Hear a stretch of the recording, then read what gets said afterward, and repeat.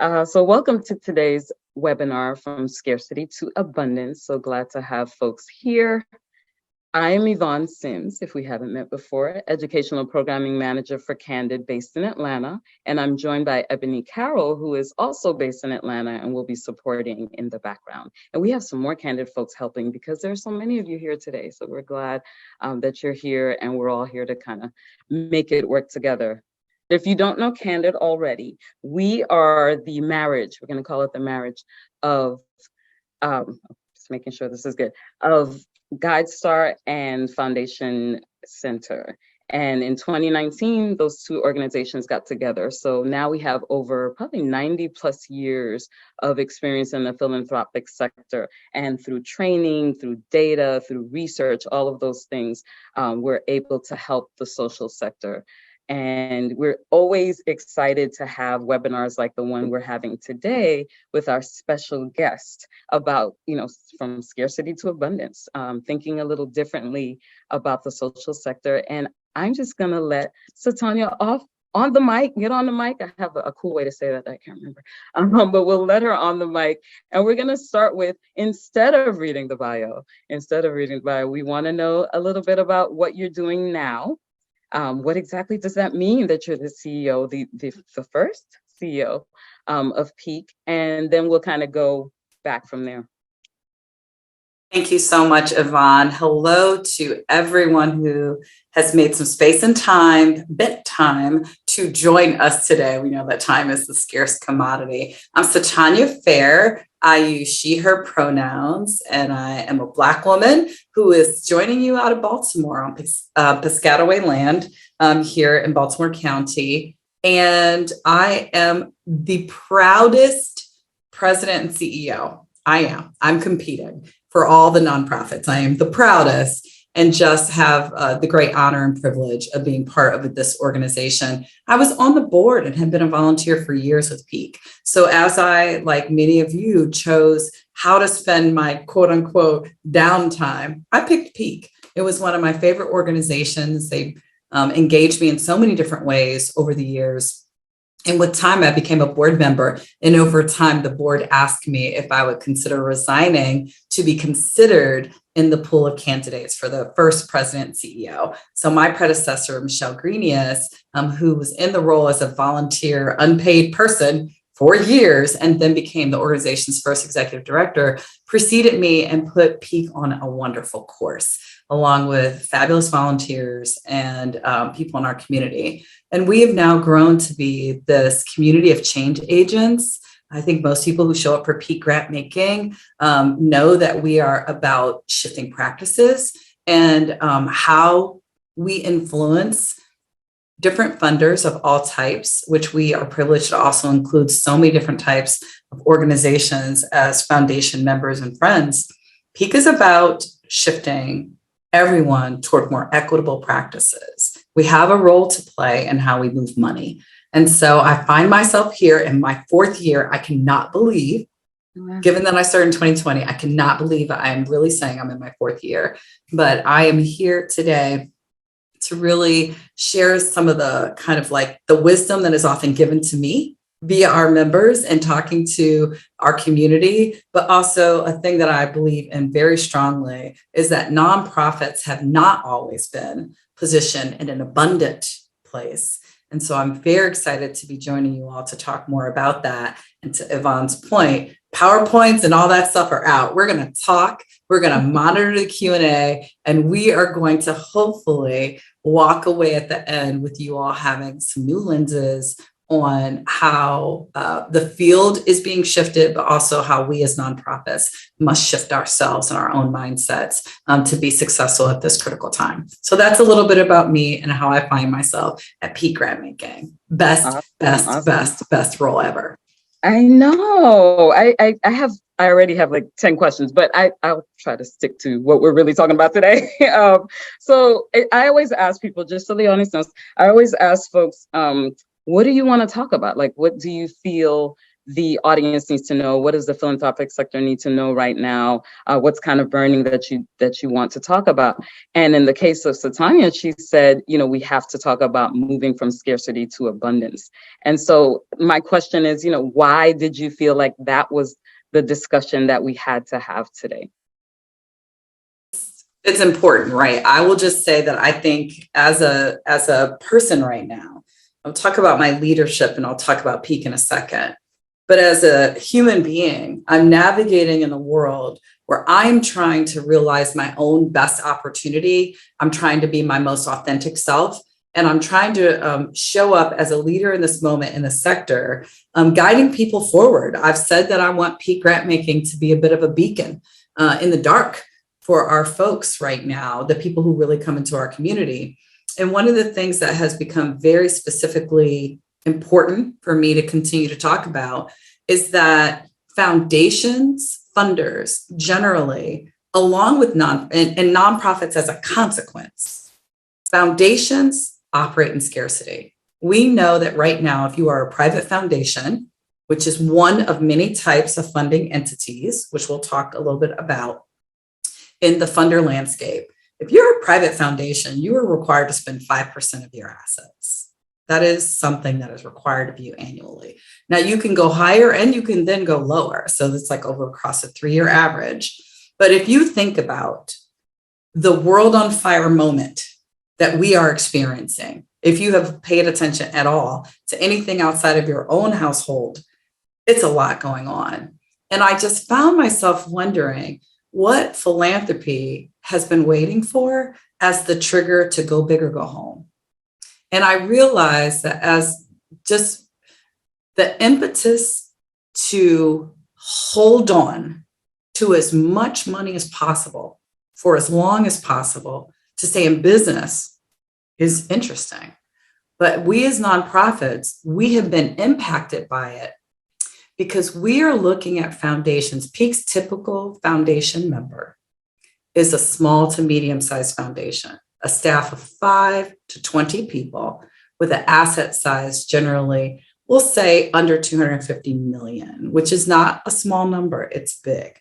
But when you start to look at that, we are interfacing as an organization every day with people who only have one other colleague, a few other colleagues, one person in one role, i.e., so Yvonne, you're the finance manager, I'm the chief of staff, right? And I've got HR, I've got equity, you've got our reporting 990s, reconciliation, spend out, everything, right?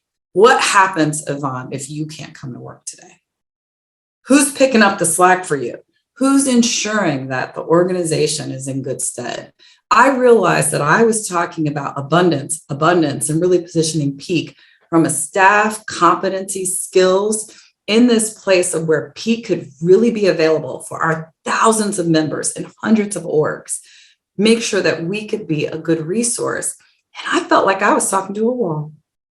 And I realized that I'm growing this organization at a time when foundations are laying staff off, at a time when they're trying to figure out their own wellness model and growth model. And that's really, it's been an interesting juxtaposition because I don't have the money that even our smallest foundation member has.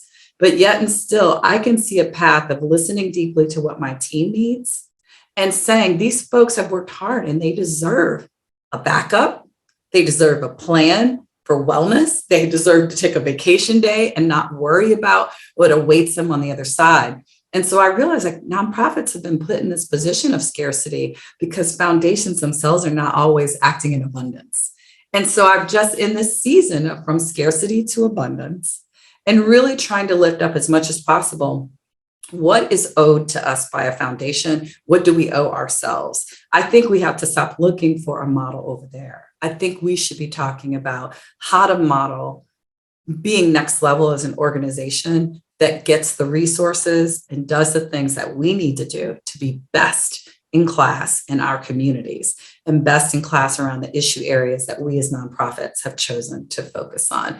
And so much of Peak's conversations are with funders. I think what I realized is that when Peak is successful, foundations do differently, they do better, but it's nonprofits that are better off And so this was such a beautiful invitation in by you to say, let's go talk to nonprofits. And I was like, yay, we're going to talk about abundance. And that's who you get for the next, 45 minutes, is this person is really excited about encouraging us to stand in our own light, and that we should not be waiting for other people to shine it on us. We will shine it on ourselves.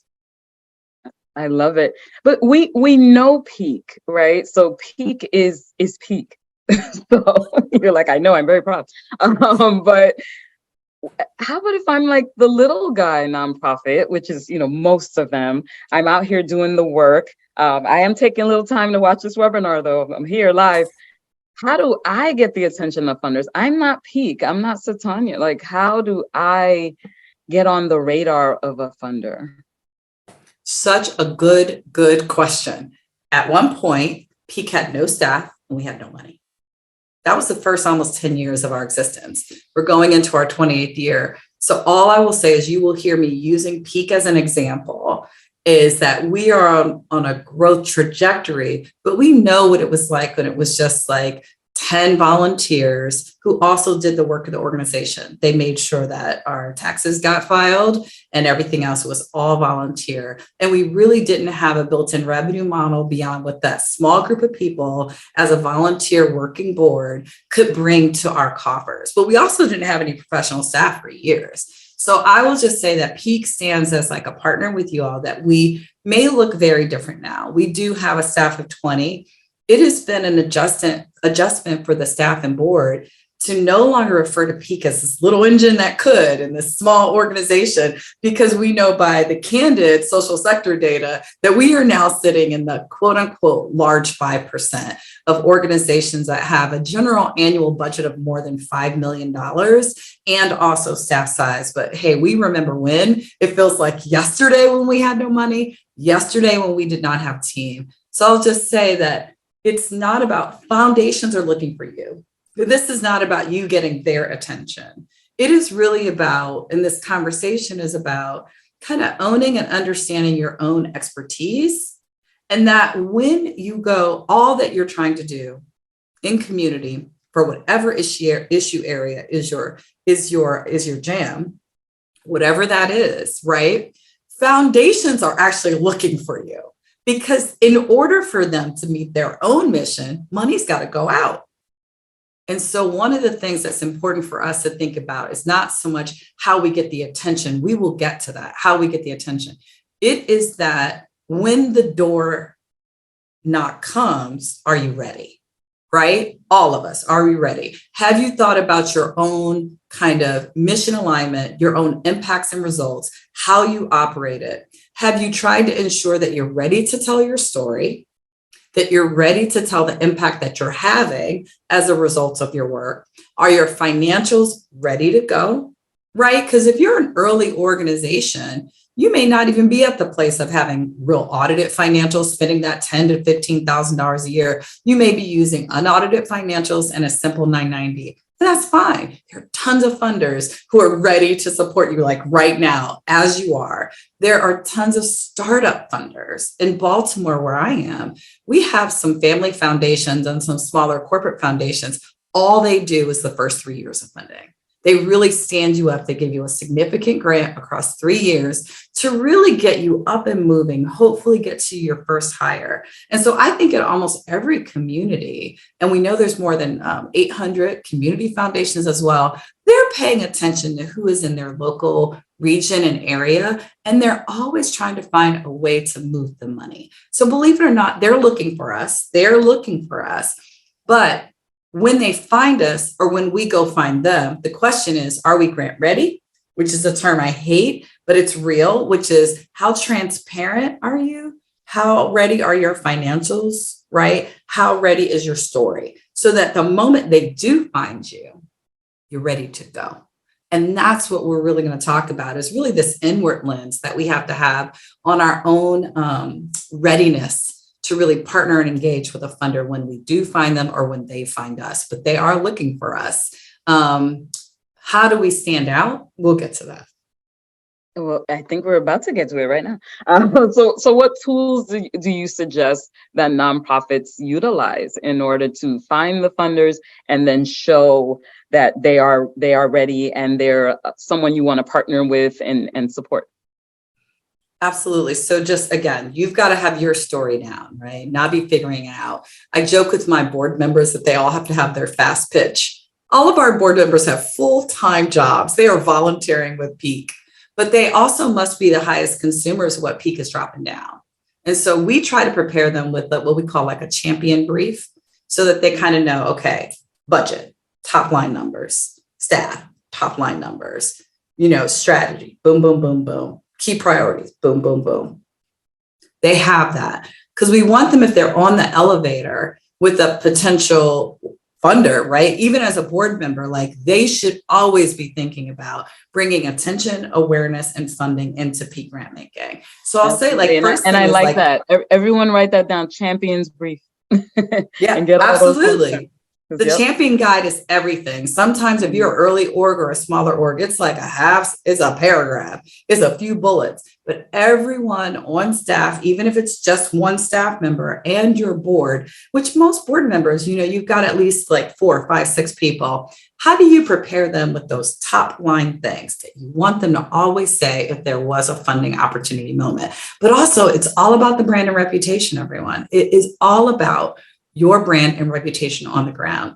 Do you have community members, clients who would speak up on your behalf, right? Is your board ready? Are you ready for that fast pitch, the 5 minutes or less on the elevator with a potential whatever, ...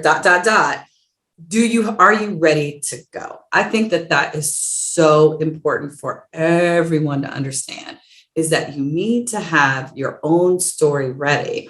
But then the other thing is that, and this is not gratuitous because Candid has invited me here, but this marriage, I love the marriage. I've never heard another staff member describe what you said about the marriage between Foundation Center and GuideStar. So let's just back up. I know you are here on this webinar because you understand that you should have a profile on GuideStar. If you go look up Peak Grantmaking right now, which for free, you can just go type that in to Candid's website, which was GuideStar back in the day, but Candid's website, you can go look at us.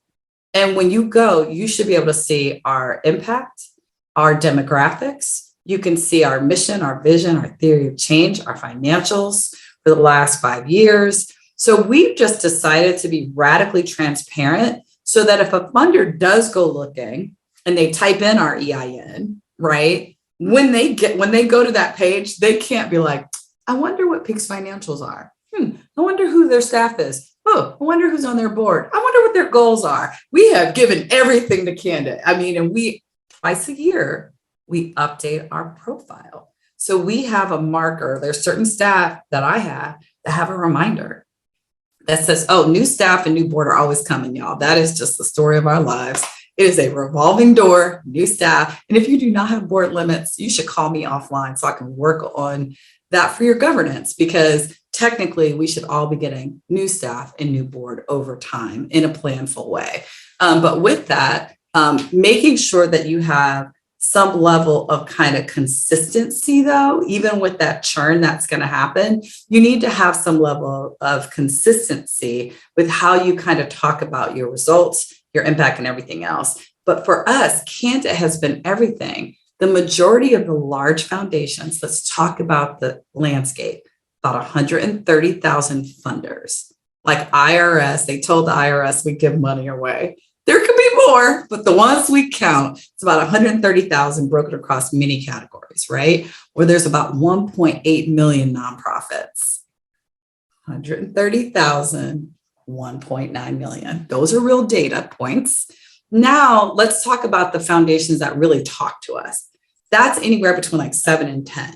Like when Candid sends a survey out, they might reply. Yay! So we have more data on a group of foundations. Again, different sizes, different types, different places, who come back to these main repositories like Candid and say, this is who we are. They may have a profile, but it has been so critical for all of you to know that for about the last 20 years, many foundations just type your EIN, they type it in, and then they say, this is who we are. They may have a profile, but it has been so critical for all of you to know that for about the last 20 years, many foundations just type your EIN, they type it in, and then they say, this is who we are. They may have a profile, but it has been so critical for all of you to know that for about the last 20 years, many foundations just type your EIN, and it pops up and it says whether you are filing your 990s on time.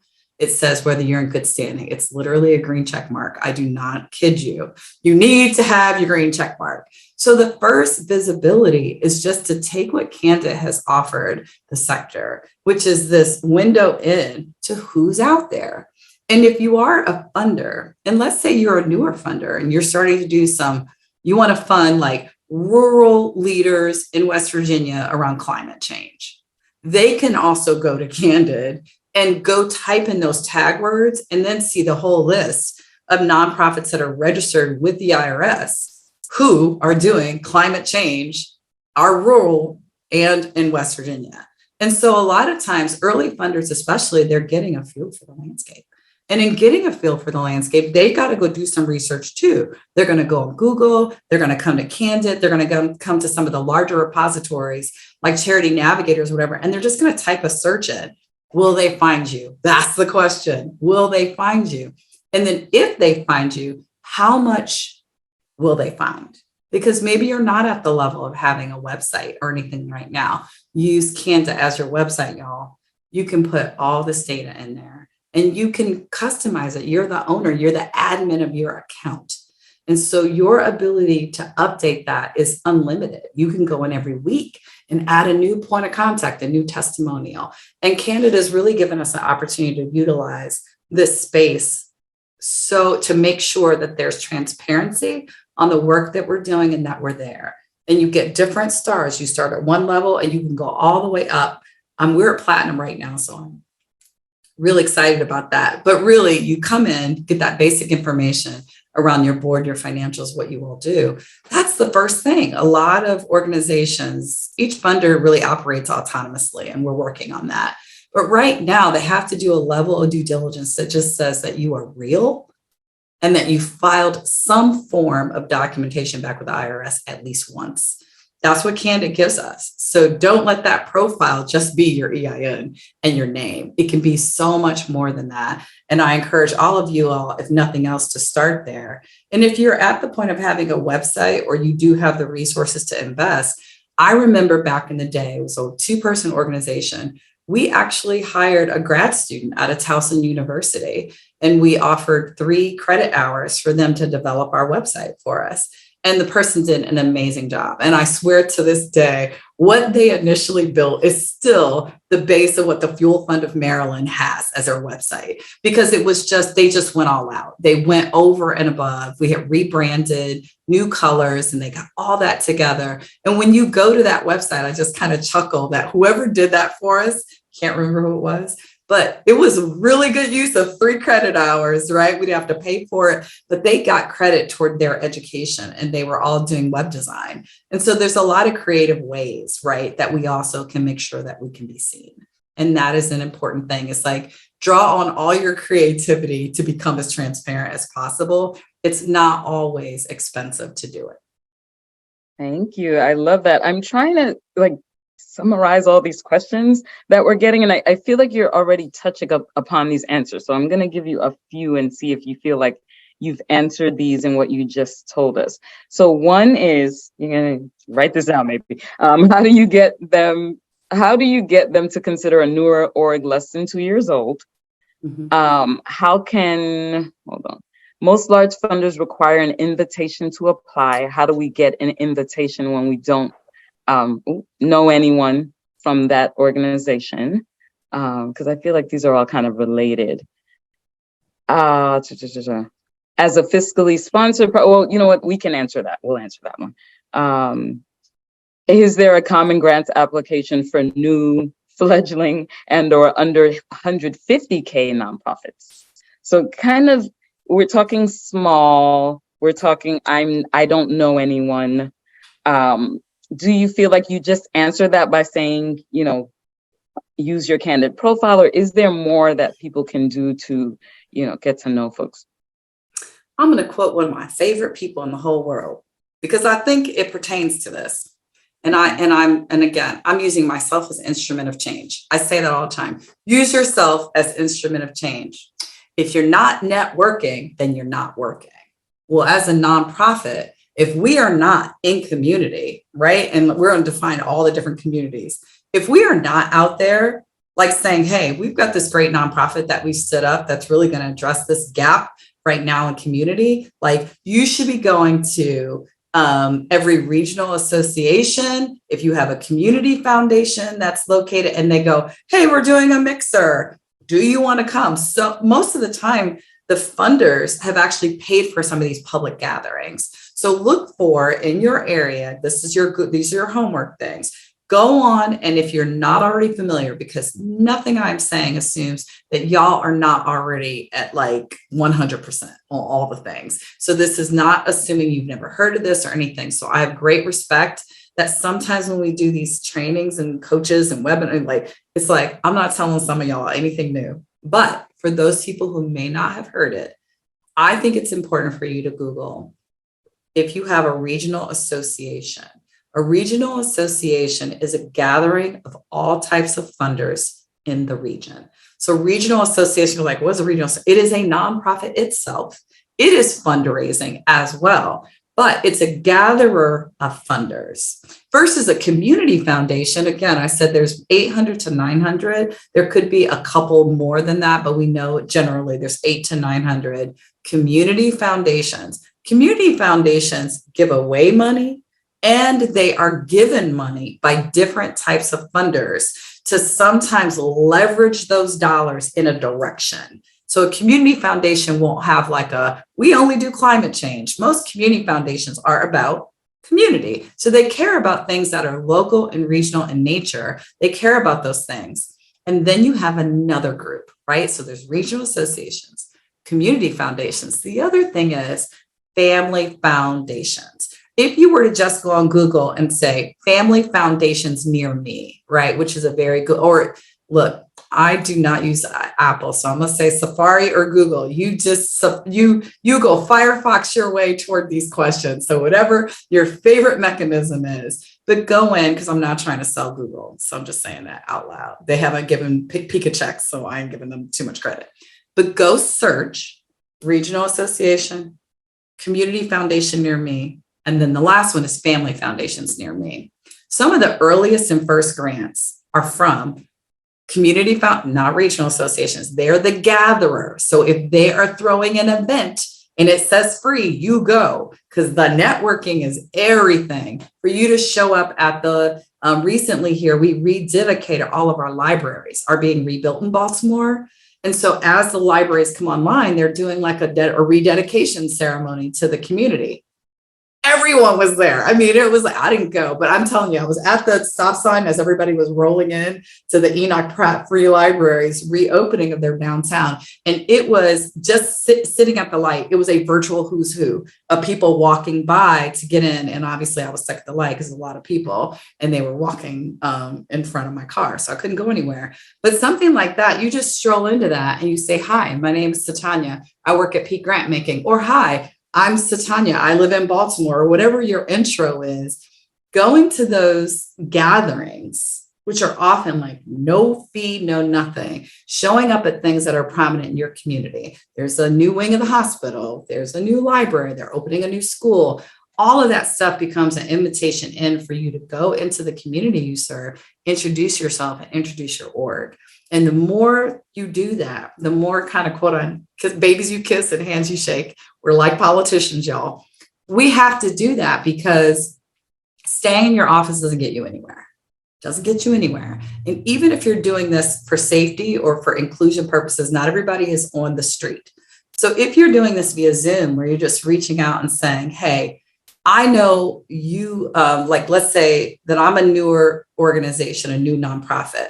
But there's actually like several nonprofits that I admire. Maybe you all have written your own check to a nonprofit in your community, you know, where you say like, they're doing really great work getting school supplies to kids. And they've been around for 10 years. Go introduce yourself to them and say, hey, as a newer nonprofit, I'm really trying to make some connections, not only to potential funders, but just really trying to get the word out about the work we're doing. is there anyone you could introduce me to? Right? Is there anyone you could connect me to? And so it is really that kind of one-to-one interaction, looking locally around your community. But most early stage nonprofits report their first institutional philanthropy grants coming from family foundations near them and the community foundation. A lot of community foundations also do like a call out. Like they'll say, we are looking to invest in children's libraries. And they're going to do it from their website. So you have to go look sometimes on your community foundation's website to see that there's a call for proposals. Because I want to address the thing about the invitation only. Because there's only so much control Peak Grantmaking and Candid have over this sector. 79%, I think, is the most recent Candid information. It's in the 70s, I know. Of when we ask organizations, how do you find out? Like, how do you invite people to apply? There are different funders who basically open up proposals and you can apply in the period of time around a certain area. But almost like 80% invite you in. And that is so crappy. But I've just given you a mechanism, which is shaking hands, introducing yourself and saying, actually, you're funding in an area where my nonprofit is working. And I would love to sit down and have 15 minutes with you, even if it's via Zoom. Start those conversations because that is how it goes. And if you've already gotten some funding, so let's say you're early stage, or you've been around for a minute and you've gotten some funding, one of the things that I think has been really successful for Peak is to get someone who's already given us money to endorse us to another potential funder. So for instance, I was joking the other day that like Carmen Rojas, she's at the national level, she leads the Marguerite Casey Foundation out on the West Coast. She literally sent me a note and said, I really love what Peak is doing. If there's anything I can do to help you, let me know. I went back to the whole team and I was like, so a president of a foundation says she loves us and that if we need her for anything, we should reach out. And I'm like saying this on a giant webinar. So Carmen is not surprised when we actually call that card. But I mean, like, that's a big deal. It's right. What we will ask her, I'm not so sure. But I started talking to my membership director recently and I was like, this is probably where we maximize Carmen, right? She's actually willing to do some connecting for us, to present for us, and to possibly say, this is why we're a Peak member and this is the value we've gotten out of it. Maybe she's the voice that a prospect hears, not our two voices. And so we just started talking about that last night around, I wonder if she wouldn't mind doing an endorsement to some of our bigger prospects that are similar to her type of work. And so I know I'm going through different things here, but it is about networking. It is about having your pitch ready. It is about asking for help. You cannot run a nonprofit on your own. It's impossible. And for Black and Brown leaders and rural leaders, we are often all by ourselves on an island. Do not take on more than you can. Ask for help, ask often, and go admire on a few other nonprofits that you think are doing great work. And you go sit with them and say, how did you get there? How did you get to a $250,000 budget? How did you get to a $500,000 budget? The vast majority, 1.25 million of the 1.8 million, have a budget of less than 250,000, you all. So you are normed. You are not over here feeling small. That's normal and that's good because you can get to your budget a lot faster than me with a $9 million budget. It is a much bigger hurdle for us to clear that versus if you are a smaller organization that's well connected and in community and always got your talking points. That is the way, but get endorsement, meet more people. And if you're spending more than 50% heads down, you got to reallocate how you spend your time. It's really not good, especially in those first 3 years. It is like being a politician, I swear. I've been there. I'm so glad you're saying this because I'm thinking about the board I'm on for a tiny little nonprofit. I'm thinking about all the nonprofits that I work with through Candid and some of our leadership programs. And they feel very proud that they're doing the work, but they can't sustain without this part. So I know they're thinking, well, I'm busy, like I'm out here doing the work, but you can't do the work if you don't take, for 2 hours today, I'm doing this, or for 15 minutes, I'm doing, like, you need to still talk to people and network and all those things. And I feel like they partly feel like, no, I'm doing the work though. You know what I mean? Like, there's that proud, like, I'm not just out here talking, I am doing what I said I was going to do. And so I'm glad, I hope they're hearing this as permission and understanding you can't do the work without this part. It doesn't mean that you're lazy or not really doing what you're supposed to do. It feeds that part of things. So I really hope that people are hearing this. So that's one thing, is that when we talk to these nonprofits, they feel like, well, I have to get the work done. I'm out here in the community, so I'm doing that. And then the other thing is, they're not as comfortable getting money in different ways. So, you and I talked about this a little bit. They're upset, kind of annoyed, frustrated with foundations because they're not getting the money that they need, they want. And they feel like, man, what am I supposed to do? And we're kind of thinking, you're not just supposed to go toward, look for support at foundations. Can you talk a little bit more about the mix, what nonprofits kind of need to do to have different kinds of support? Right. So I'll use, again, go back to Peak. Like right now, we're a nonprofit, right, that has a membership. Our format is based on a membership model, right? So foundations, funders, and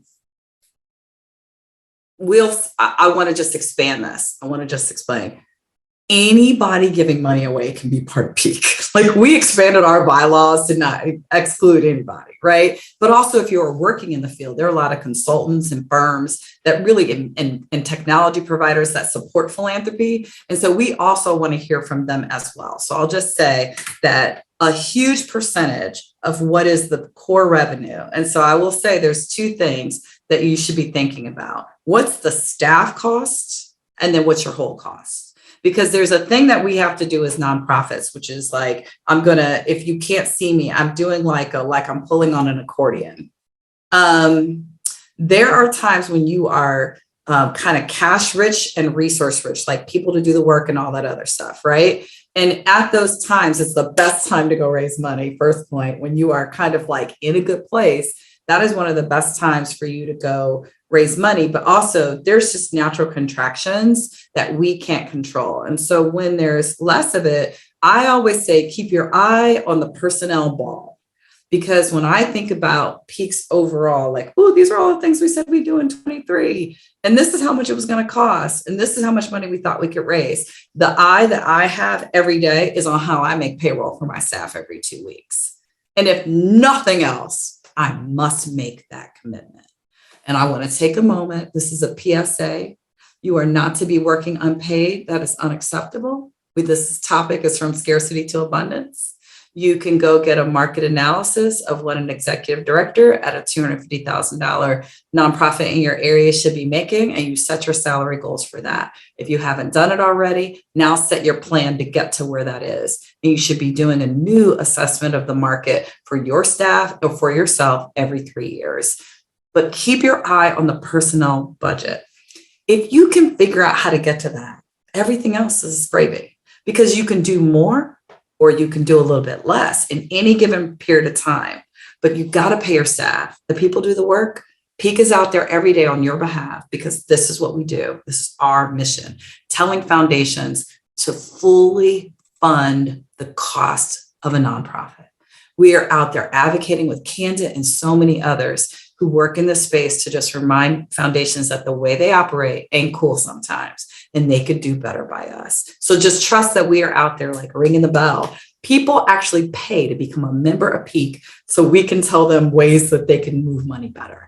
That is just so unique and so strange, but it is real. It is. I was going to say that when you were talking about being like a volunteer organization, I'm like, you had the nerve to be like, we want to talk about you. Can you fund us though? So we can tell you about yourselves. Like, oh, okay, that works. But on the flip side of that, here's the piece. This is the piece where I want you all just to remember Peak, not because we can write a grant to you. I want you to remember Peak because we happen to be one of a few, and I mean, we may be the only nonprofit that can say, thank you for your $20,000. The way you gave it to us, the process we had to go through, how your staff treated us did not feel good.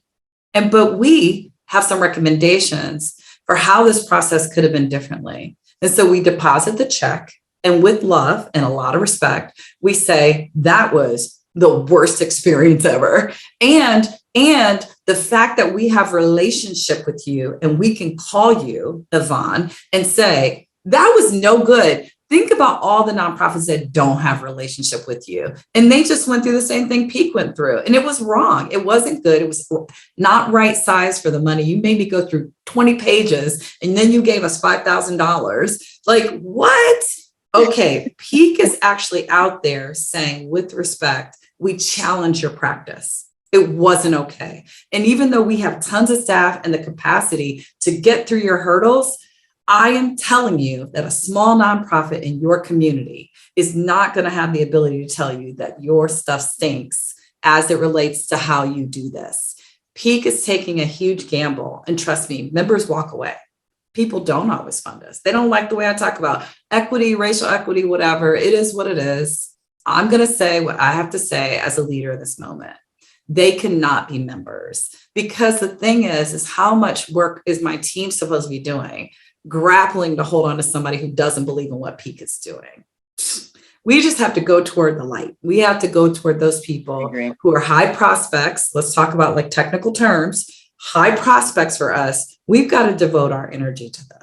And that is like so important for us to just think about it. Time is a commodity that is like, you're just not going to get it back. Yeah. Thank you for saying that, because we shouldn't be kind of like out there, like, be my friends. Like there are enough organizations, speaking of abundance, that will, and let us challenge them. Let us challenge funders and try to move them into better practice so that when you encounter them, it's a different road for you. I think that is Peak's role. I think it's what we're supposed to be doing. But again, we deposit the check and then we tell them their stuff stinks. We're not stupid, but at the same time, we're just trying to move people into like a different space and a different place. But I do think it's important for you to always remember, you got to focus on your staff component first, the personnel, like how are you sustaining that piece? And then you've got to ebb and flow depending on what's happening, right?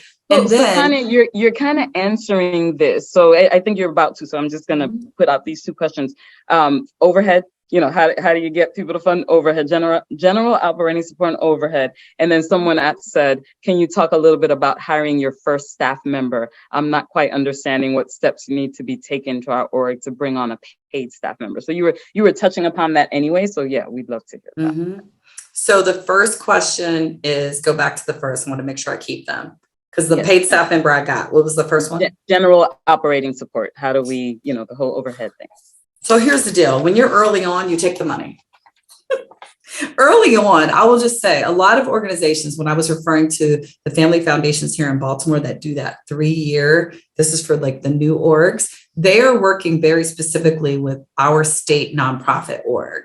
So most of our states, every state has a nonprofit organization. And so here it's called Maryland Nonprofit. Woo, that's a big surprise.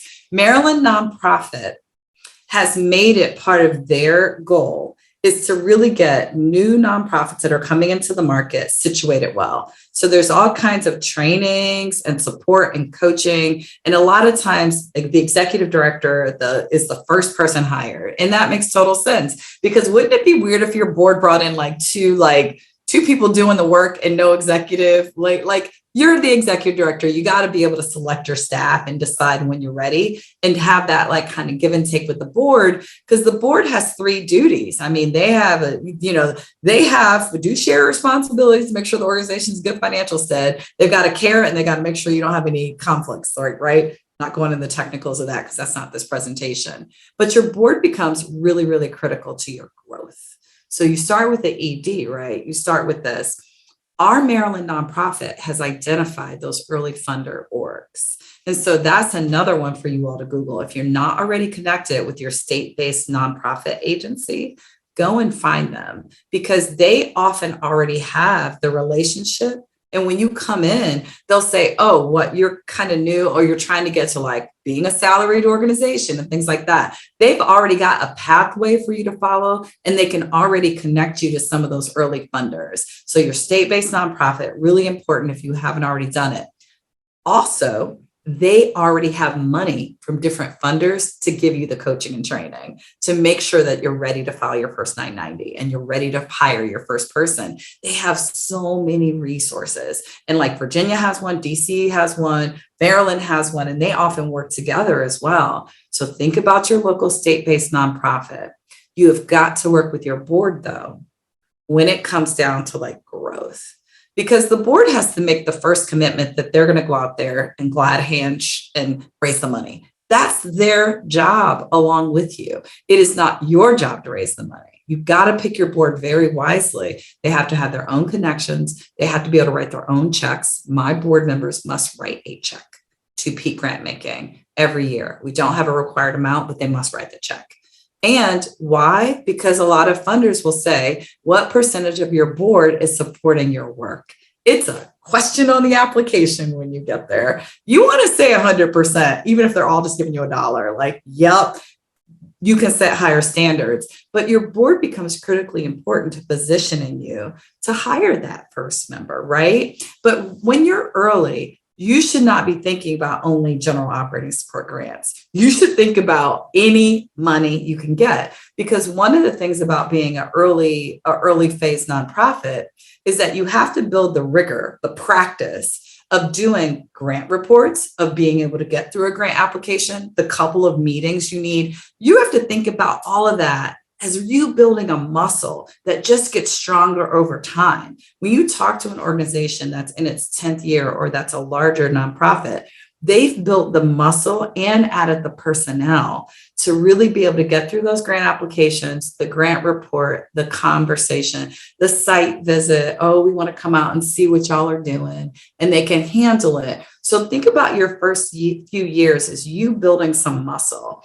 A lot of us, I'm 28 years, I can ask for $1 million GOS grant, like right now, because Peak has 28 years of proving clean audits, clean financials, all of that. So we do kind of go in some bold doors, I guess you could say, but it's based on our 28 years of being around. For early nonprofits, I think actually if it were your money, you might want to give that money away, kind of having, like, as we would say, a restricted grant, a programmatic grant. Like, I'm going to fund this piece of what you're doing because you want to feel like it's directed. You got a clean line on what they're going to be reporting back to you on. If it were your money, you might want a little bit more time to find out kind of what's going on with the organization. I would just say, don't eschew that. It's not a horrible thing. It's just kind of part of it.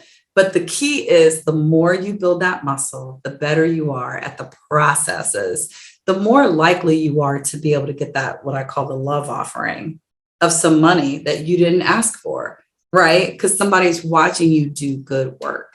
In many ways, one of the biggest things, if you take away from scarcity to abundance, one of the things to think about is that we don't have a profit and we don't have shareholders. We have community. We have people who care about the work we do. Run your nonprofit like a small business.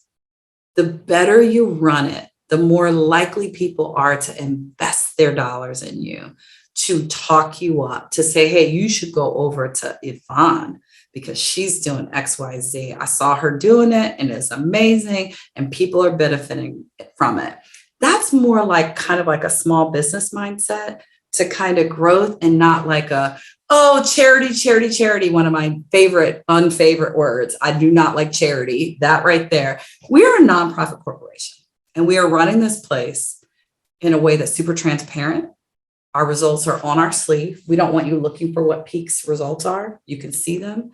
And the other thing is, we're going to do it so well that you want to put your money here. Like, this is the best big bet that you can make. Think about that. That's how you got to run your organization from day 1 to day 100. That is what you have to do as you go forward. And it's not as hard all the time. There are a lot of foundations trying to give away money and they say they're not successful. I'm just putting that out there. And I know, Yvonne, like, the fact that we only have 10 minutes is wild because we're going to answer every question here. Oh, no, we have longer than that. We do. Okay, we have more time. Okay, yeah, good. I feel like, okay, we've got some time. Okay, because I feel like some of the questions are really, I can hit them really quickly if we do a quick water break pause. Okay, well, a couple of things. So I'll just tell the audience, because I'm getting a lot of questions about what state organization did she mention, what's going on, that kind of stuff. We I'll go have, back to it. yeah, so we have on Candid Learning, the nonprofit startup assessment tool, and it's just a whole startup page. So even though you may not be a startup, or maybe you are, it's really good for getting you your state.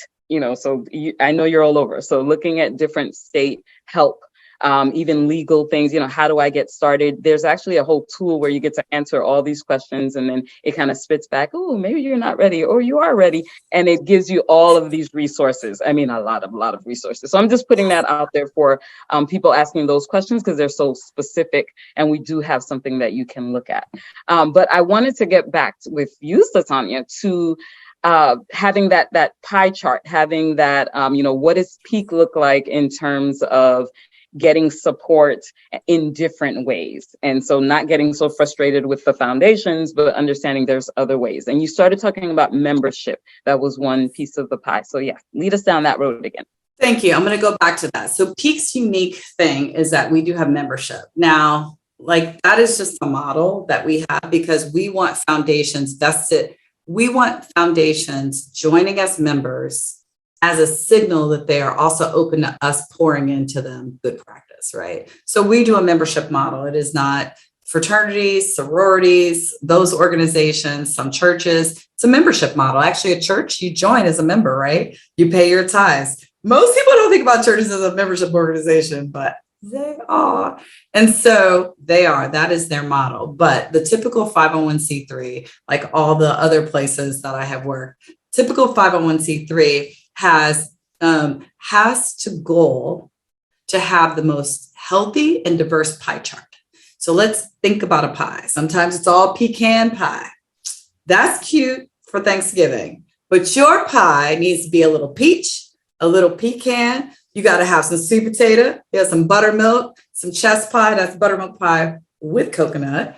And then you're going to have a little bit of like blackberry and so on and so forth. It is one of the biggest things, the opportunity moments for us as people working at nonprofits to figure out ways based on our type to have the most diverse financial pie chart, right? We're not talking about expenses. We're talking about strict revenue. Peak right now has a lot of our revenue coming from our memberships and then contributions. So if you're a membership organization, you have to do a dues valuation, right? So people pay a membership due. I love that, a membership due. Membership dues, they pay that. There's a component that goes back to the value they receive. And then there's the component that is tax deductible. So for Peak, let's say our average member gives us $2,800. We have a due, and I'm just giving you some quick examples. This is not ours exactly. Our dues valuation, $750. Someone gives us $2,800, $750, that's $2,050 left over. That is a contribution toward us operating. So they paid for their value, and then the rest is received from an accounting as a contribution. So every $2,800 to $2,050 comes back. Boom, boom. And so there's a component that is going to the 600 members. Their value is this amount. Everything beyond that. So for instance, a lot of our organizations, one of our goals in making our pie chart cooler. So we've got our membership revenue, but this contributions revenue was not as wide as it could have been. And so we wanted to see if we just asked for more money than the dues, would people give it to us? And so your invoice for your dues is $2,800, but we would love if you could give us $4,000. And people started writing a check for $4,000. And so that allowed our membership contribution, like our goal. So let's say we said, 50% of our revenue is going to be from membership contribution. That's real. It's a lot. It's way more in the pie chart than I would like for it to be, but it's the right pie chart for Peak because we are a membership organization. So really 50 to 70% of our revenue should be coming from membership dues and the contributions associated above and beyond those dues. So our pie chart is very healthy. So you have contributions is that part beyond the dues. And then we have grants, like people who just grant. we don't have a ton of sponsorships. One of the biggest conversations we've said is that when Peak does events, when we have our annual convening, when we do something in a region or whatever, we weren't really pricing our events well. And so we had a focus group of our members. We just put out a thing on the website. We said, hey, anybody want to be part of this focus group? We invited a few people specifically. But at the end of the day, we just said, who wants to be on it? People showed up. It was 2 sessions. And we asked them, like, are we undervaluing what we do? And they were like, by the order of magnitude of 100%. Can you imagine like someone who gives you money coming in and saying, for what Peak gave us, y'all could have charged double that? And we were shocked. We were like, oh my goodness. Because in your first moment, I think my first moment was like, oh goodness, we're leaving money on the table. That's what I thought. It was like, oh, we're leaving money on the table. But after I got over that, like for all these years, I didn't know that you all would be willing to really support Peak at this much different level. But then we got to action and we changed our membership dues valuation.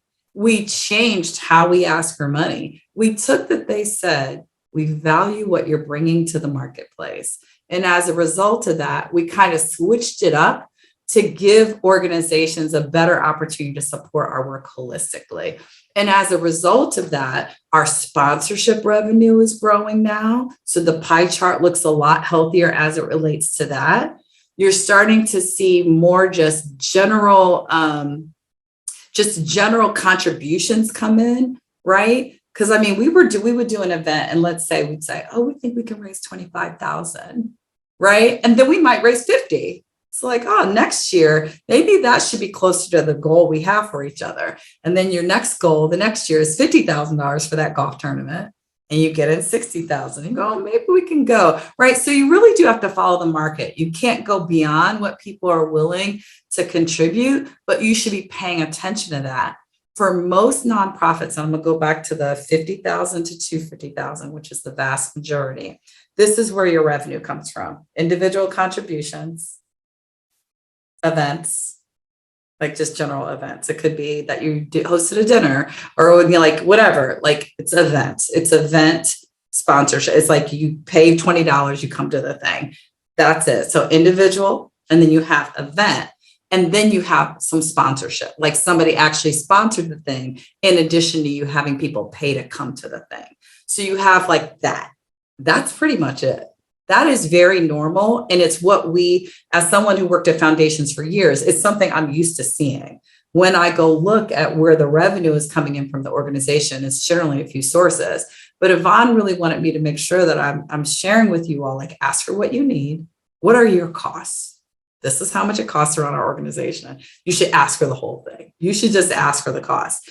That's one piece. But the grant writing, like Peak we didn't do a ton of grant writing back in the day. We don't even have a development person. I'm the chief development officer, along with my membership director and my COO. We kind of manage the money coming in.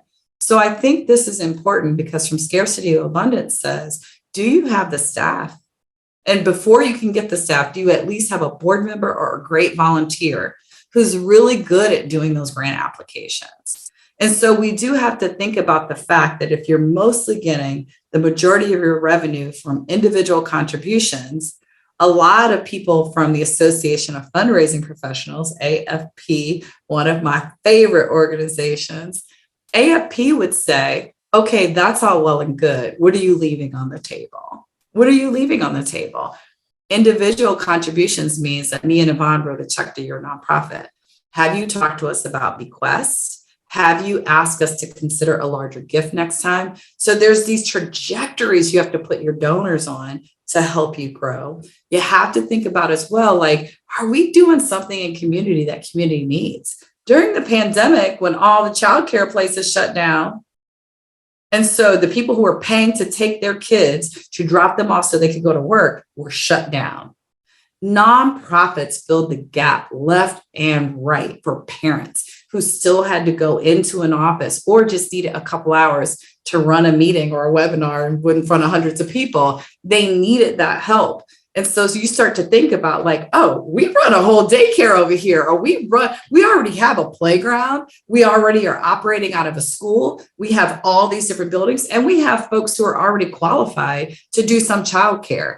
How organizations pivoted in the moment and said, wait a minute, we probably have like 60 to 70% of what we need. Let's call the state and say, don't get in trouble. What all will we need to be able to do just 2 hours of after school care safely, according to whatever rules or laws would govern that? And a lot of organizations found with a couple of quick tweaks, putting their paperwork in, they could actually provide some after school. And so we always have to be like, not chasing an opportunity, but you have to look around you and say, could we possibly earn some revenue because we've got skills, or we've got knowledge, or we've got connection points, or a real service that community needs right now? Earned revenue is probably one of the biggest things that folks leave on the table. I'll say the other thing too, is maybe you were a private daycare provider. ARPA funds, all the pandemic related funds are now flowing to states. You could either work really hard on that piece, or you could actually say, oh, we're a daycare provider that's totally certified in the state of Maryland. There are ARPA funds for daycare providers. You could actually become a government grantee by saying, we have exactly what you need. Raise your hand, you go through the process, and next thing you know, you're getting a reimbursement quarterly because of what you're doing. And so we can never look past the federal agencies, government, local, state, rural, federal. Sometimes what a nonprofit is providing, the government sees as essential, and there's a component that they're willing to offset because it's needed. Society or community will not operate well without it. And so that's another thing. It's a little sophisticated in the sense of there's often reporting requirements that you must be able to meet to get government grants. But the key is having a good board and having good volunteers while you build your staff up who have that expertise. So don't ask your friends to join your board. No. Lawyer, accountant, marketing, communication, IT. So you got to have people who are good with reputation, good with money, good with legal, good with this, good with that, and good writers, really good writers, good business communicators. You want those people on your board because until you have staff, your board's agreed to do that. Don't let them say otherwise. They should step off if they're not ready to do the work. Your board has agreed to do the work. And so earned revenue is a place where everyone should be thinking, do I have something that society, the country, the world, the community needs that we could actually get revenue back in? And so some people, they actually are a nonprofit that provides mental health services. Their whole pie chart is earned revenue because that's all they do. Now they could be doing some sponsorships, some individual donations. They could be doing some event things. They could be doing some grant writing. So the key is not to let one area or pie chart to get so outsized that if that dried up, it would impact your ability to pay your bills and to really meet the obligations of community that you're trying to meet. So a healthy pie chart is one that has at least 4 or 5 different flavors. That is a good goal. And Candid has a ton of resources to really help you. But again, back to your state nonprofit. It's just like put in Iowa nonprofit. Just type that if you're in Iowa. It's going to pop up. So almost every state has it, and some states have more than one entity. Like New York, for instance, is so big, there's 3 different entities that kind of perform that function. But Philanthropy New York is the funder side, and then there's another agency that's really on the nonprofit side. And so that's just something to remember. But they exist in every state and every territory. Puerto Rico, Guam, all of them have it. So we don't have any state that's unrepresented at this point. Yeah, those nonprofit associations. Thank you for mentioning earned revenue, which I know freaks people out sometimes. Like, what am I selling? I thought I was a nonprofit. Yes, you can sell stuff, especially if you're a consultant. Again, with Satonya saying, like, you have some expertise somewhere that you didn't realize. You may sell tickets. You may sell swag. You have events like those. Marketing. Yes. You may have all those things, and that's totally fine. And individual giving, which I always thought people were cool with that because I see the donate button. But a lot of folks, they have that donate button, but they don't do much behind it because they're busy writing grants.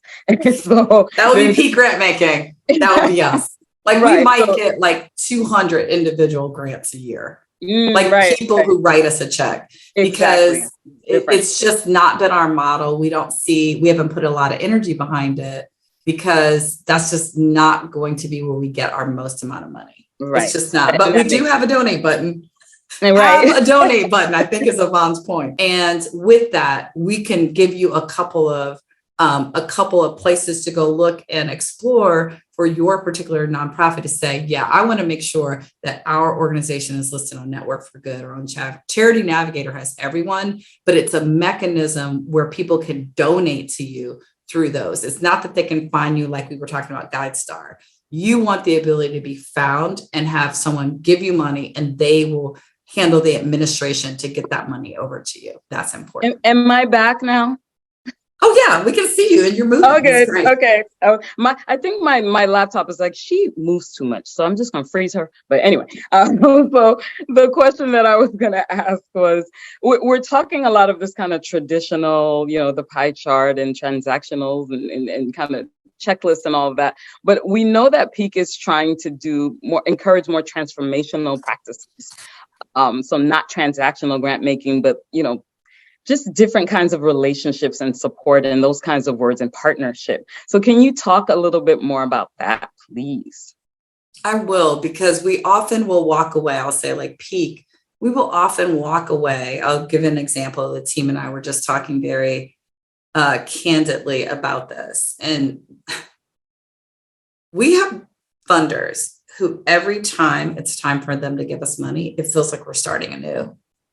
It's like so intriguing, because you kind of go, okay, didn't they give us money last year? And then like we get this really stilted email and it's like, hey, Peak Grantmaking. And you're like, hey. It's like being on a dating app. Like, I went out with this dude. You don't remember that?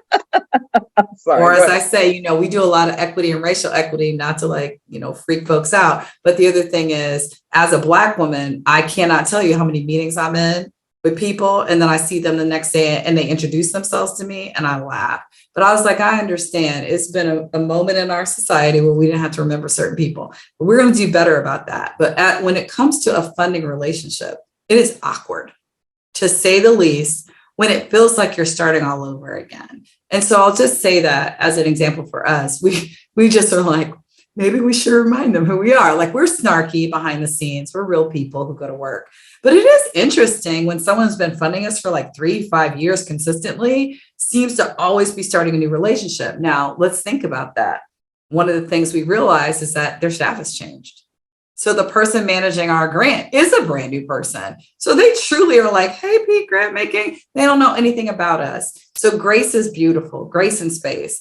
But one of the things is if you experience something that feels transactional, like they came, looked at our facility, they were like, this is great. They left us a check and then you never hear from them again. Deposit the check. Let's start there. But then you have to ask yourself, because we can only control ourselves, right? You have to ask yourself, did I position this as a relationship, the beginning of a good relationship? Did I position this as like, hey, you have money, we need money. Can you give us money? They said yes. They gave you the money. They're done. And then you know what? The question is like, did we position ourselves for the beginning of a long-term funding relationship? Did we go beyond the transactional? Or did we really just say, oh, my boo told me that you're giving away money, and so I'm coming over here and we're going to get some money from you? Or we're going to have you come to the event, or you wrote the check to our organization as an individual donor. That's it. We have to do a much better job of really thinking about, and like when Pete talks about transformational, I'll tell you about that. But just starting where we are as nonprofits, have we done what we need to, that the funder or the individual donor feels like we are in relationship, that I'm going to come back to you and tell you how good we're doing, not just when I'm asking for money, or not just when I want you to come to the thing. In our biz, we call that stewardship. Stewardship is about staying in touch with people in between the transaction. And stewardship is something that very few early nonprofits invest in, because we are working so hard just to do the required things. So the idea of like saying like, hey, we're over here doing great work, That's it. Like nothing. There's no ask, there's no nothing, no invitation, whatever. I think that has to become, and with social media, in 5 seconds, you can send that love note. With social media and with email, you can literally say, hey, we just started a new program and it made me think about the conversation we had, blah, blah, blah. You send a quick note, 3 lines, in and out, done. And that's the note that you send over to a potential donor or someone that you had worked with. Sometimes it's those little things that say, oh, Satonya is going to contact us when she's not just asking for something. So we have to set ourselves up to be going into relationship with funders. The other thing is that you're an expert. Yvonne's part about like, hey, you might be coming from another career. Maybe you did run a marketing firm, but now you're running a nonprofit. Well, do you know marketing communications is in high need in our space? You better go get that contract, right, for your thought leadership and expertise, because that can be so important. But also, are you lending that to other nonprofits, right? That's another opportunity, right? Is for you to get a consortium started that has like marketing for a whole group of nonprofits that you're going to lead in addition to XYZ. Don't kill yourself, but your expertise is your expertise. I think it's so important for us to think about all that we are as experts and to really value that. You don't want transactional, you want a relationship. What Peak is doing is saying, hey, funders, we experience a lot of transactional stuff from you all, and that's not okay. You can best support community in whatever issue area you fund if you are actually willing to leave your office, quote unquote, even over Zoom, and go spend some time with folks, really spend some time with them, and get to see how they're interacting in community, so on and so forth. So we are really trying to move, especially our private foundations, beyond their 5%. There was a question about the largesse and whether people are investing in PRIs. We know that probably less than 10% of foundations who are eligible to do PRIs, program-related investments, mission-related investments. It is the equivalent of using some of the money that stays in the bank to go invest in a aligned area that's going to produce jobs, housing, these very specific things. But doing PRIs is no easy joke. You need a team. There's all kind of requirements from the IRS, so on and so forth. There's very few folks that are doing that. But talk about going in relationship. You get a PRI from a funder. Y'all are twins now, because they are going to be like this with you. You will go this way and they're like this, and you will go that way. Because the moment they make that level of investment in you, it's sometimes for 3 years, 5 years, 10 years, because y'all going to go build a building and house all the homeless people in the city. That's where we invest PRIs and MRIs. But it is, again, foundations are working in scarcity. They got 4 people, 5 people, 10 people. Doing PRIs and MRIs requires a team. You can't do that as a one-off. It is a very different proposition. So you're mostly seeing it from these really large family foundations that are well-staffed, and a lot of the private foundations doing that. But back to transformational. Peak has to encourage more funders to see us, to see who we are, period. Come in, see our work, see who we are, fund the people. The people do the work. You're not funding a project. There's no project that exists without people doing the work. And so stop telling us you want to give us project funding or whatever. Do you see Peak? Do you see our unique value proposition back to the marketplace?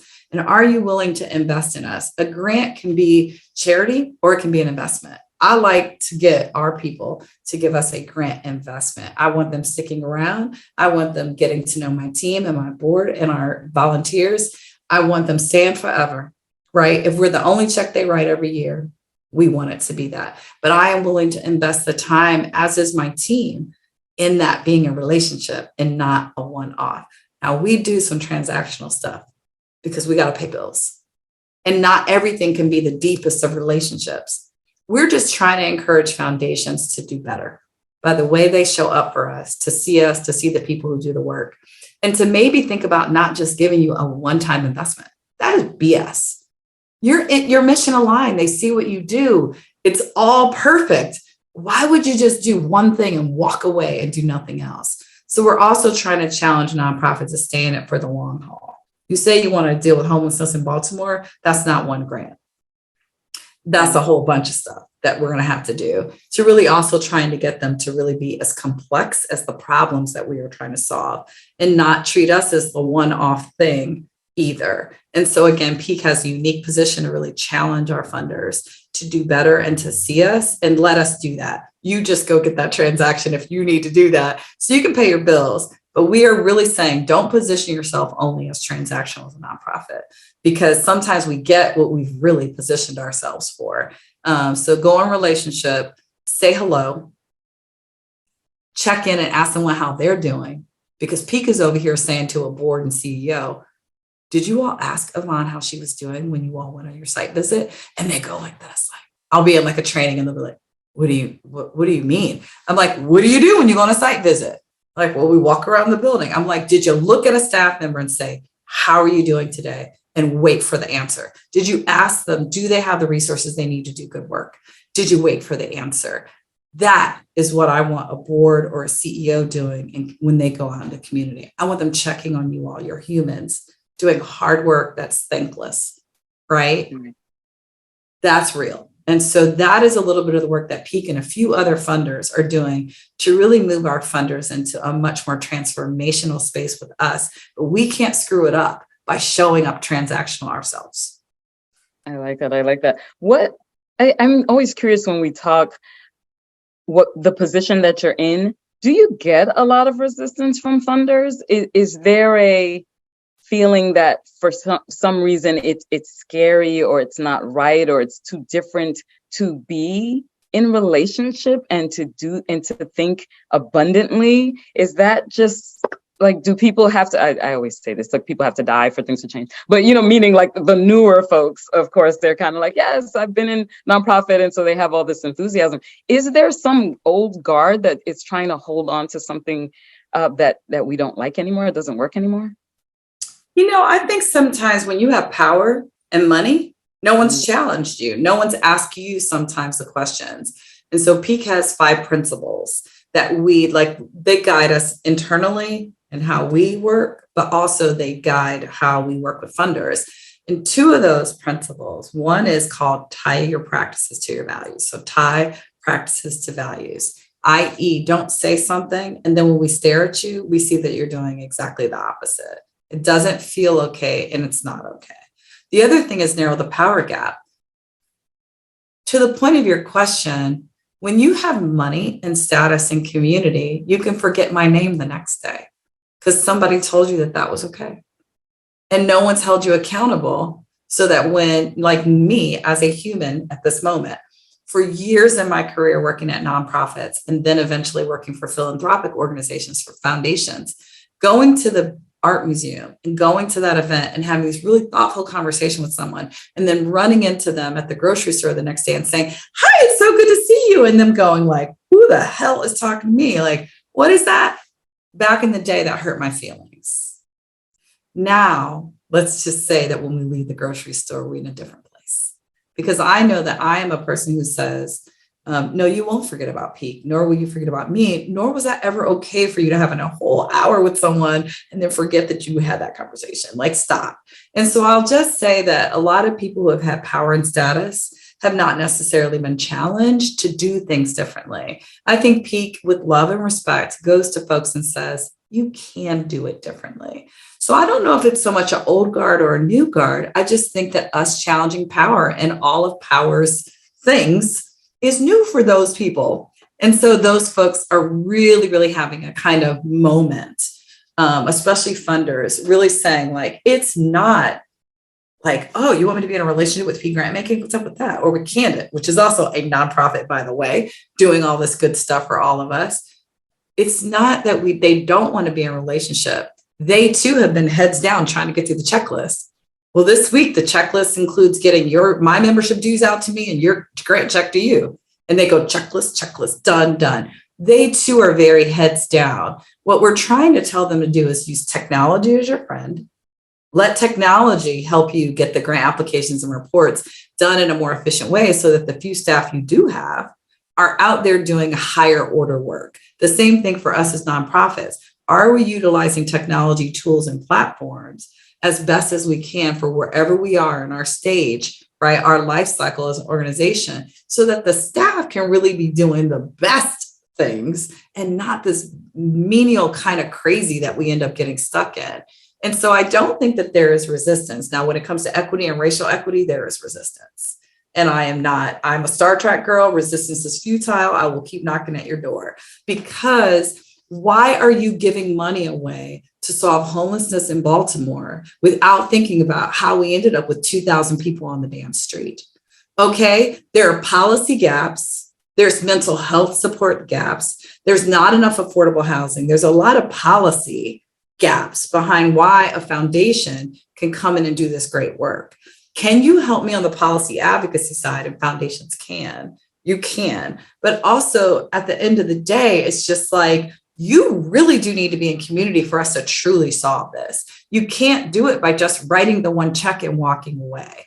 And so when we start to address things like equity, policy gaps, and things like that, that is scary for an organization for a foundation that's never done that. Like, they don't have a policy advocacy arm or expertise, and they really never thought about how racism shows up in the world and screws people, or genderism.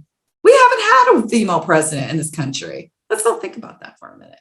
I'm just saying, now you're a woman who's on the street, who's homeless, who's trying to get seen and get some help. Being a woman is its own target in society. And so we are just having very different conversations, Yvonne, with funders right now. And there is resistance, but go back to scarcity or abundance. They got 5 staff.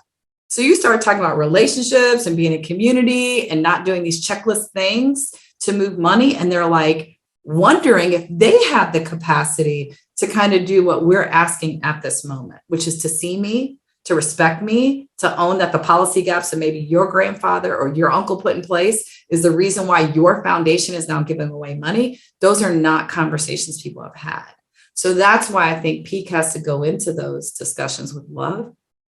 We have to connect a funder with another funder. Me saying, hey, Satonya said I should do this, that, no. Carmen Rojas has to call this other foundation and say, this is how we changed over time. And here's how we grew our staff by 3 people, which allowed us, because we have the money in the bank, to really do this work different, better. And that has been so important for us to almost say to them, like, if Peak is bold enough to get the staff we need to support you foundations in changing, can you get a few staff too? So your staff can have a moment, take a day off, but also stop being so transactional with us. So we are challenging right now the very model by which foundations, they kept saying, we had the least amount of staff so we can give the most amount of money away, the least amount of this so we can do this. And it's like, no, we reject that premise. Yeah, that's never a good idea. Like, we're trying to do more with less. No. Right. And so, but the other thing is, can we just solve homelessness in Baltimore? Do I need to stay here as a nonprofit helping the homeless? Do you need to stay here as a funder of the homeless? Let's solve the problem. That's the short-sightedness I think that we're seeing, but we're really challenging whether we can put a price on the problem and go collectively solve it, and then maybe move on to the next challenge. And so if you only do homelessness and that's all you've been doing is funding homelessness in Baltimore, and we're talking about putting you out of business of that problem, you don't always see the path forward. And I think that's a bit of the resistance that we're seeing, but it's only because it's kind of conceptually new. These are new conversations, and foundations themselves are running very scarce. And so they haven't thought about all the possibilities for what they could do. And we're just trying to invite those conversations right now. And for the organizations, we have hundreds of foundations who are making this shift. And it is beautiful to see you all. We have a journal, we capture, we really try to have a foundation talk to another foundation, a person talk to another person about their own transformation. That is the most important story, but we're seeing it happen. It's just that Peak is one organization, right? And we've got to get time, we've got to talk through people, and we've got people say, how can we be better off as a funder if we're being equitable? Well, we got to have time to have that conversation, really break it down for them on why, if we're all aspiring toward a racial equity norm, all we mean when we say that is that we just want everyone to have open opportunity. Absolutely. You know, pursuit of happiness, man. If we all can get that, how you give money away when it's overly burdensome on a nonprofit or on a community, That's not helping us get to that opportunity, Norm. Giving a nonprofit money, but not enough money to fully pay their executive director, that's not helping us get to this place that we're going. And so we're really just trying to reveal some things that maybe they've overlooked over time, and then some new opportunity areas. Yeah. And that's the work that Peak is doing, and we can see it taking root, you all. Yes. And you're reminding me of the phrase calling in rather than calling out. So, amen. That's what we do. Yeah, because we kind of want to call people out sometimes, but then you're like, doesn't work. Right. It's like much shame better. Works. Shame does work at times. Let's just be clear. But if you think about that intimate conversation that you're having, you're really saying we have an opportunity to do things differently. Not like, why are you doing this? Right. You can say that, but it's like, give them an example of what's in their benefit if they shift. And that's for human beings in general, let alone foundations and nonprofits. Exactly. So Satonya, and I know this from meeting with you on the side, we could talk all day. So I was like, how are we going to do this? But thank you so much for being here. It's 3:29. We're done at 3:30, but I'm still going to ask you for your last final wise words, and even if you can throw in some assets framework as a tool. But I want to thank everyone for coming. Tell everyone to please enjoy your day, and please join us next year when we start these series again of having these wonderful guests that are just doing really great things in the philanthropic sector. And we're also putting the feedback link in the chat. So please let us know how we're doing and what we can do better. But yes, I'm going to get those final words, even though it's 3:30. So just give us the final word. And I'm hoping we can grab the questions. I promise that if we can grab the questions, I'll get answers back to you all individually if you have your information out there. But even in our resources, we'll just try to answer all the questions, as many as we can. I saw that many were answered. But more than anything, you have to use yourself as a nonprofit leader and staff member as an instrument of change. And when I think about from scarcity to abundance, believe it or not, we're the ones modeling to the funders on how we can be differently. And I would just say that Satonya, and Peak stand as a resource alongside you to really think about how to lift up our expertise, the fact that we're not a grantee, we're a nonprofit partner. Foundation has money and we have expertise and we have relationship and community. We can go into this proposition as equal partners, and that is going to be how we change society. And so I hope you're inspired. I hope you're starting to think about your playbook on abundance. And I hope you know that just Peak is here. Even if you've never heard of us before, we are over here really trying to push a very different, abundant landscape for all of us to be able to do our work in. And it gives us great joy to have this position. So thank you, Yvonne.